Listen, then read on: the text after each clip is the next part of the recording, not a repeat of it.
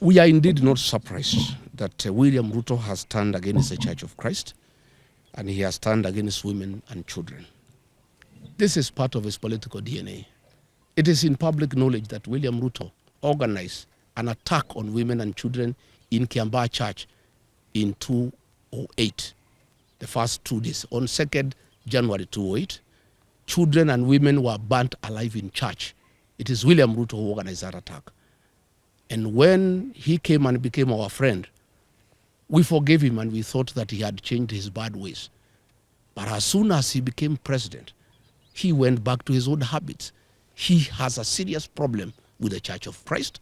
He has a bone to pick with women and children.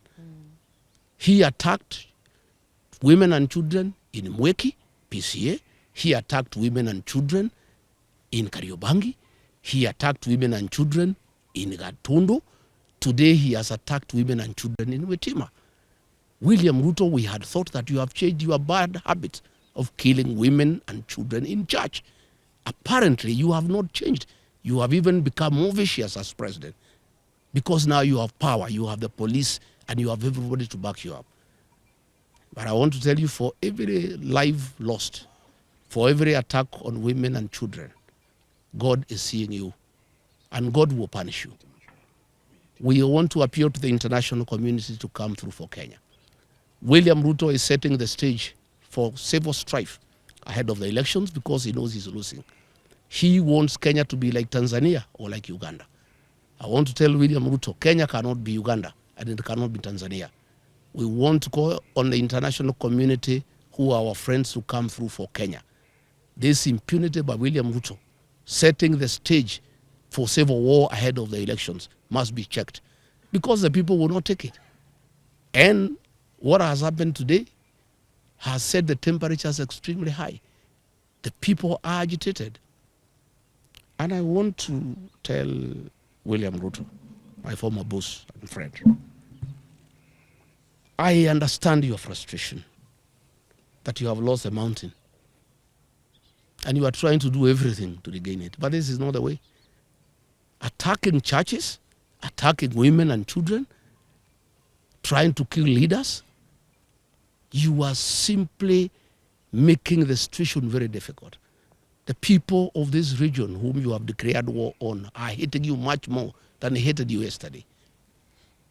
There is no way you can force the people of this area to support you. And use of police and goons will not help you. And this is just making the situation more complicated. I want to call on Kenyans to pray for our country. Our president has gone rogue. He has panicked because of the impending loss of power in the next general election. And he has become extremely dangerous. Nobody is safe anymore. If he can attack the church that prayed him into power, I think he has gone rogue. And this is totally unacceptable. I've seen a lot of nonsense by government bloggers trying to say that we can stage manage our own attack. Where can we get access to tear gas? Is it sold in a supermarket or in Gikomba? Where do we get access to AK-47 assault rifles? Where do we get access to government land cruisers? Where do we get access to police uniform? We can't. And Kenyans are not foolish. I know that is the narrative they have been trying to do to bring so that they can arrest my supporters and my security and try to blame them. But today's happening is recorded. The vehicles are there. The policemen are there. The ones in uniform, the ones in civilian. It's all recorded, the tear gas canisters, the cartridges. Please, Kipchumba Murkomen, don't play around with the minds of Kenyans. Just make a decision. If you want to make this country ungovernable, well and good. If you have decided to use the police to kill, go ahead. And I want to invite the members of the National Security Council outside William Ruto, Kithure Kindiki, and Kipchumba Murkomen. Those three have stopped thinking, and they really don't care about the security of this country.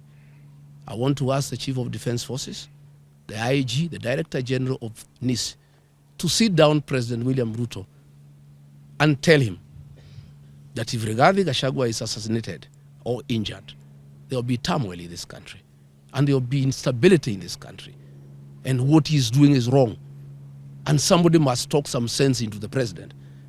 And there is no way he can be president by force. He was elected into office as a very popular president. He has goofed by doing all the wrong things and antagonized the people of Kenya.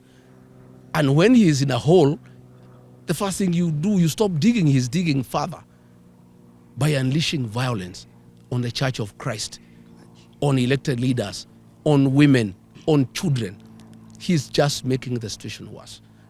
I'm told they are very bitter that I talk to the people of northeastern Kenya and enlighten them that their suffering have nothing to do with the marginalization, but misuse of public funds and lack of accountability by their own leaders. And he is afraid that he was banking on the support of the Northerners, and that may not be forthcoming. I am told they were very bitter about the 2 mega rallies I did in Kagumo, in Kirinyaga, and Karatina, and they wanted to make sure that I don't do meetings in Udhaya and Keni. I want to say that I am undeterred, I'm on board, I'm not intimidated. We shall continue with the journey to liberate this country. We shall continue. And I want to ask our supporters to be steadfast. Our young people to continue protecting our meetings against goons. But now they have changed gear. Instead of using goons, because they realize from Gatundu, the people have said no to goonism and they'll deal with the goons. Now they are using the police to attack the people of Kenya. They are using police with live ammunition and tear gas to cause havoc. How do police who are in charge of security and law and order be the source of insecurity in their own country? How do police turn against innocent women and children and beat them and fight them with the live ammunition, with the tear gas? I think the president has gone berserk. The reality that he'll be one term is too much for him to comprehend, and he has lost his head. I think we want to call the president to order. William Ruto, you killed our children and women in KIAMBAA church. Please stop attacking churches. Stop attacking women and children. Stop attacking leaders. Today, William Ruto, I want to assure you, this mountain is lost. Even if you killed Rigathi Gachagua, the mountain will not come back to you. It will even be more difficult for you than it was when I'm alive. Even if you injure me or you injure these leaders, the mountain gets away from you every day. The more you fight us, the more you unleash violence on us, the more you attack our churches, the more you attack our women, the more you attack our children, the more the mountain distances itself from you. And people are regretting having voted for you because they knew you are not a good person. You had killed women and children in church, and they forgave you, thinking you have changed your ways. Kumbe, you are still the same person. I want to thank the Reverend at Witima ACK Church and the clergy and the lay leaders and the choir. They are the ones who saved my members. They gave them uniform for the choir and they were able to sneak out of the church. One of the Reverend gave his robes and uniform to one of my bodyguards who was targeted to be shot. And he was able to escort me looking like a priest. And when they saw he's a priest, they did not shoot him. They wanted to shoot him. I want to thank them. I want to thank the church. I want to thank our women and our children for the prayers. I want to thank the Christians. Kenya is a resilient nation. All these things will pass. And I want to tell the people of Kenya, the darkest hour is just before dawn. We are just about to get there.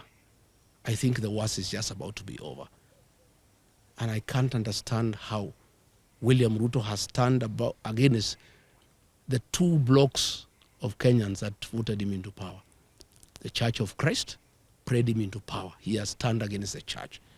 The Mount Kenya region that gave him almost 4 million votes, he has declared war on the mountain. I don't understand him anymore. I don't know why he has turned against the church and the people of the mountain. I want to address the people of the mountain. Please don't be intimidated. You have a right to elect whoever you want, and you have done nothing wrong by saying you are not going to elect William Ruto. Don't be intimidated. Be courageous. Be strong. We'll win this journey. So as I wind up this press conference, I want to thank the members of parliament here for their courage and for their resilience. I know it is not easy, it is difficult, but we'll conquer. No retreat, no surrender.